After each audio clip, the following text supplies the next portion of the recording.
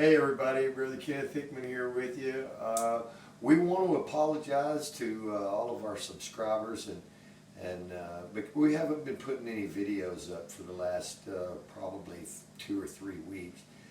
I guess it's been about 3 weeks ago, we found out that Nathan's shower had been leaking, and for quite some time. When we took a little piece out of the wall and had a peek, we were sure that it wasn't going to last for another winter. So we've been working on tearing Nathan's bathroom out, and we had to go all the way down to past the subfloor to the actual floor joists and start tearing it all out and replacing it. So that's what we've been doing. And a lot of people that watch our videos might think, wow, they've got such a great life. Well, we do. We really do have a great life. Because even when something goes wrong, our job is to fix it. And so that's what God gave us to do. We have a full-grown special needs son, and he needs a lot of work and it takes a lot of maintenance. So right now I'm going to show y'all that our life is not perfect. Follow me.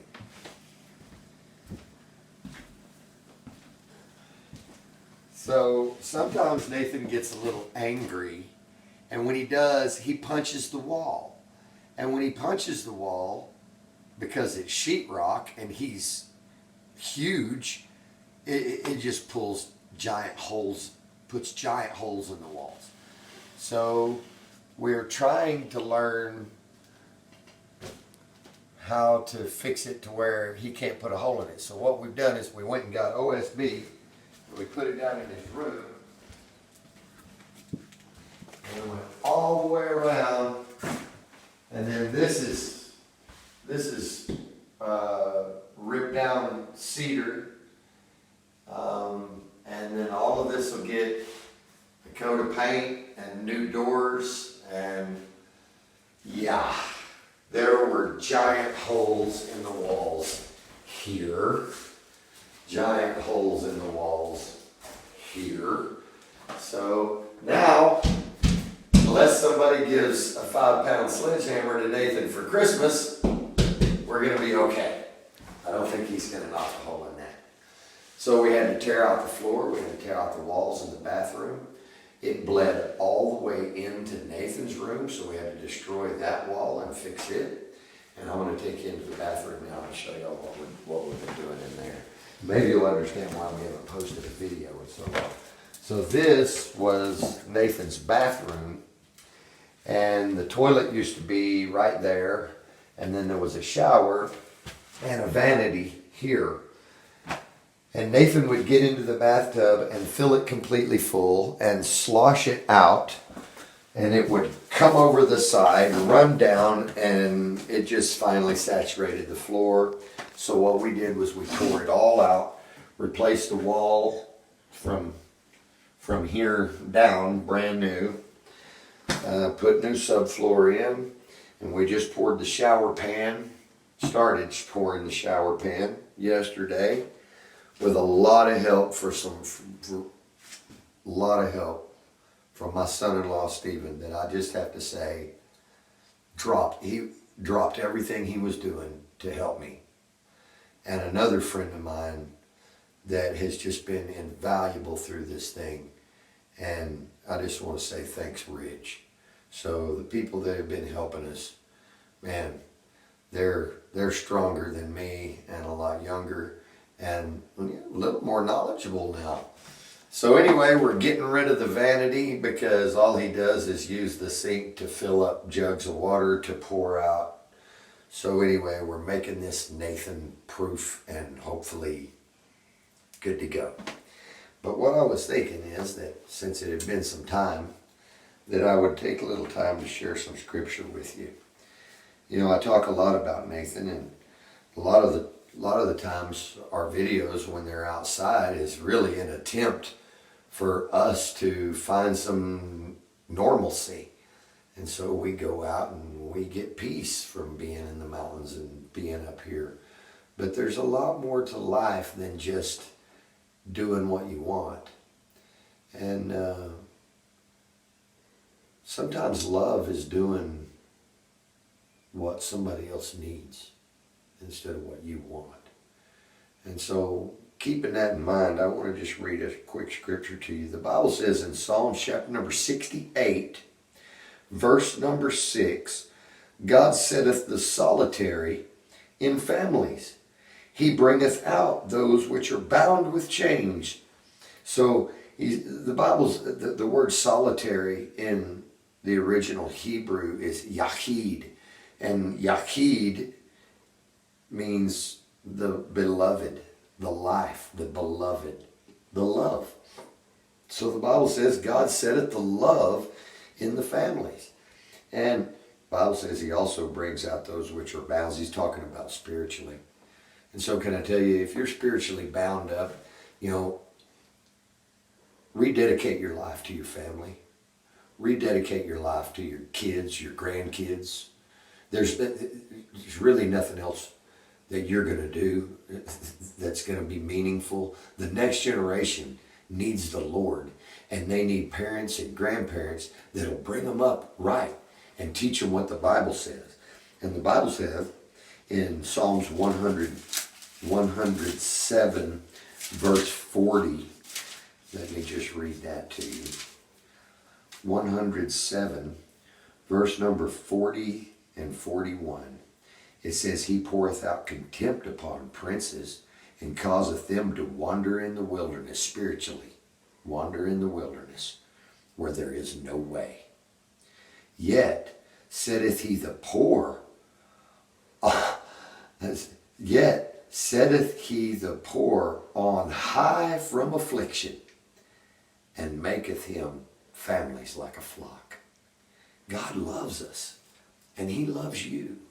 And he wants you to understand that your legacy is the next generation. It's not about you. And so when something like this comes up, it's easy to say, oh my gosh, and that's what I did. I'm guilty of it. I said, oh my gosh, another complete, restoration.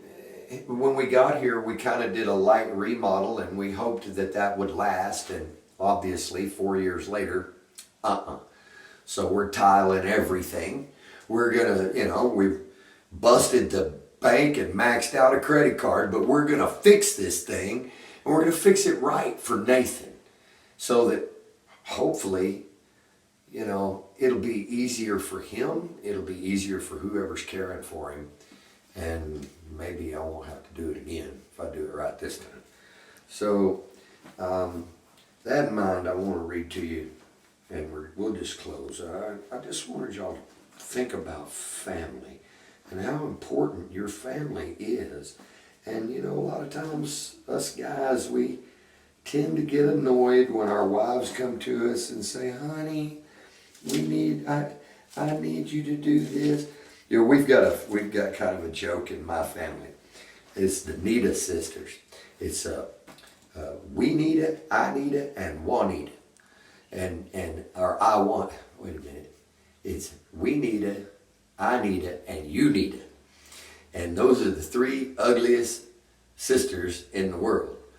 Of the three ugly sisters, Anita is probably the prettiest, because you're just saying, I need to do this. It's the real ugly sister is you need it. When somebody comes to you and says, you need to do this or you need to do that.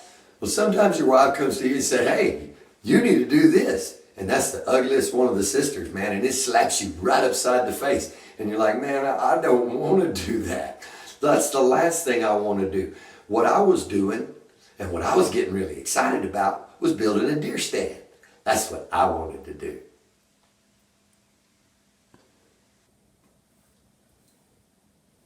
So now I go up once a week, and I piddle with my deer stand, but 5 days a week, I'm working on this. The Bible says in 1 Corinthians, chapter number 13, and I use a King James version, and it uses the word charity. Most people use a different version. The word is love in the Greek. It's love, and so I'll substitute that in 1 Corinthians in chapter number 13, verse number 4. It says, "Love suffereth long,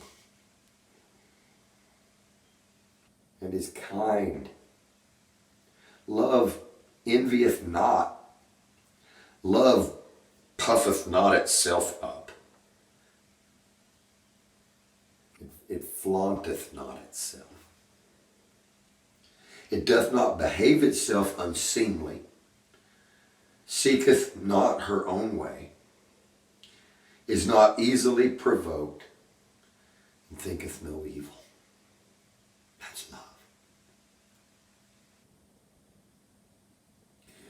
Rejoices not in iniquity, but rejoices in truth. That's love. It bears all things. Means love will get us through it. We can do it. It believes all things, hopes all things, endures all things. Love never fails. And what did I read to you here? The Bible says that God setteth the Yaqid in the family. And the Yaqid never fails. Hey, listen. I love you. God loves you.